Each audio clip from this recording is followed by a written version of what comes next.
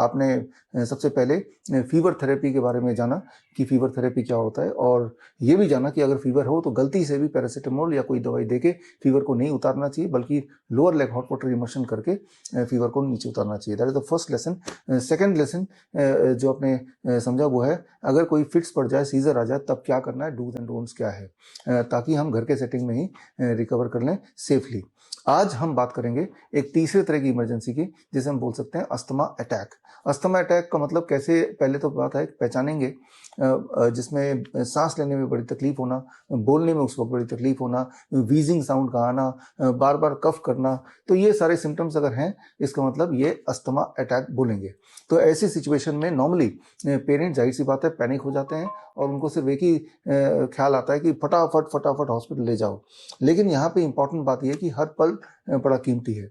ये जिस चीज़ के लिए आप हॉस्पिटल ले जा रहे हैं, क्या वहाँ जाके कोई रिलीफ मिलेगा, नंबर 1। नंबर 2, क्या घर पे ही बिना किसी डैमेज के हम रिलीफ दे सकते हैं उसी वक्त? Answer is yes. पहली बात तो बच्चे को और डैमेज ना हो, और दूसरी बात रिलीफ जल्द से जल्द मिले। उसके लिए क्या करना है वो हम आज के इस वीडियो में समझने की कोशिश करेंगे। पहली बात तो आप समझ गए कि व्हाट इज अस्थमा अटैक। तो अगर ऐसे बच्चे हैं जिनको जो अस्थमा अटैक ऑलरेडी हैं, तो उनके पास अगर इनहेलर है, वो तो इनहेलर, वो पंप से ही ये सारे सिम्टम पल भर के लिए चले जाएंगे। ये तो हुई एक बात।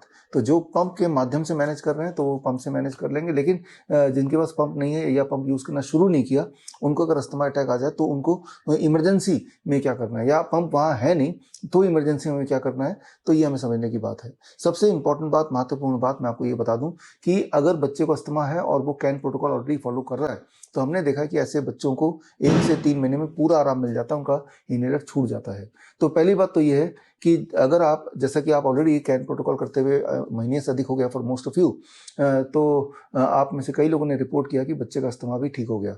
तो पहली बात कि अस्थमा है तो चिंता की बात नहीं, कैन प्रोटोकॉल फॉलो करते रहिए, अस्थमा ठीक हो जाएगा, फिर दोबारा आएगा भी नहीं। ये तो हुई पहली बात। लेकिन अगर अस्थमा अटैक हो ही गया है और ऐसे में क्या करना है, इस पर हम बात कर लेते हैं। कैसे पहचानना है ये मैंने आपको बता दिया। तो क्या करना है इसमें, सबसे पहले सबसे इंपॉर्टेंट इज वेल वेंटिलेशन। कोई बंद कमरा ना हो के ओपन में बच्चे को ले जाइए। हो सकता है तो अगर आपके घर के पास गार्डन है, पार्क है, वहाँ ले जाइए। और ग्राउंडिंग यानी कि नंगे पैर, पैर जमीन पे, मिट्टी पे, और बच्चा ऐसे बैठा हुआ है या वो पेशेंट ऐसे बैठा हुआ है। That is the first step. Second step is the posture. आपको ये समझना होगा कि जब हम बैठते हैं, मान लो ये मेरा पोस्चर है बैठने का, तो लंग की कैपेसिटी सिकुड़ती है, और अगर मैं अपना पोस्चर ऐसे कर लूँ तो लंग की कैपेसिटी एक्सपैंड होगी। तो यानी कि अगर बच्चा बैठा है तो उसका पोस्चर ये होना चाहिए, तो इससे ब्रेथलेसनेस में आराम मिलेगा। अगर पोस्चर ये है तो ब्रेथलेसनेस में और मुश्किल हो जाएगा, पोस्चर ये है तो ब्रेथलेसनेस में आराम मिलेगा। अगर बच्चा लेटा हुआ है तो पेट के बल लेटेगा तो ज़्यादा आराम मिलेगा, पीठ के बल लेटेगा तो और ज़्यादा टाइटनेस बढ़ेगी। जो चेस्ट की टाइटनेस होती है, जो ब्रेथलेसनेस में दिक्कत हो रही है, या वीजिंग साउंड हो रहा है, या कफ हो रहा है, या बोलने में दिक्कत हो रही है, पूरा सेंटेंस बनाने में दिक्कत हो रही है, ये सारा और एग्रेवेट होगा पीठ के बल लेटने में या फिर पीठ के सहारे से बैठने में। So don't do it. तो इसके बाद, इतना करने के बाद, अब सेकेंड स्टेज ऑफ रिलीफ के लिए आप अपने पास इस तरह का भीमसेनी कपूर बोलते हैं, बड़े आराम से कहीं भी मिल जाएगा। ये भीमसेनी कपूर मेरे पास है, ये रख लीजिए, ये घर पे रखिए, या फिर इसका पाउडर बना लीजिए। बेटर है कि पाउडर बना लीजिए। मैंने पाउडर बना लिया है। पाउडर बना के कूट के उसको मैंने इस ऐसे एक छोटे से बोतल में इसको डाल दिया है। अब वो पेशेंट ऐसे बैठा हुआ है, हाथ में ये है, और ऐसे सूंघना है, स्मेल करना है, दोनों नोस्ट्रिल से इसको स्मेल करना है, कम से कम 5 से 10 मिनट स्मेल करना है। इतने में होपफुली रिलीफ मिल जाएगा। और अगर तब भी रिलीफ नहीं मिलता है, या फास्टर रिलीफ के लिए साथ में ये टूल यूज़ कर सकते हैं। ये छोटा सा फैन है, और ये फैन बैटरी वाला फैन बहुत कॉमन है। नाक से करीब 6 इंच दूर ये फैन ऐसे प्लेस करना है, और फैन की जितनी भी स्पीड है उस स्पीड में चला देना है। यहाँ पे एक साइंस आपको समझना होगा कि ये जो एरिया आपका, इस एरिया में कुछ ऐसे रिसेप्टर्स हैं जो लंग को एक्टिवेट करते हैं, ब्रेथलेसनेस को ठीक करने में हेल्प करते हैं अगर वहाँ पे ठंडी हवा लगे तो पंखे की जो ये विंड है, जो हवा है, इससे वो एक्टिवेट हो जाता है, जैसे कि हम अपने हॉस्पिटल सेटिंग में भी यही करते हैं।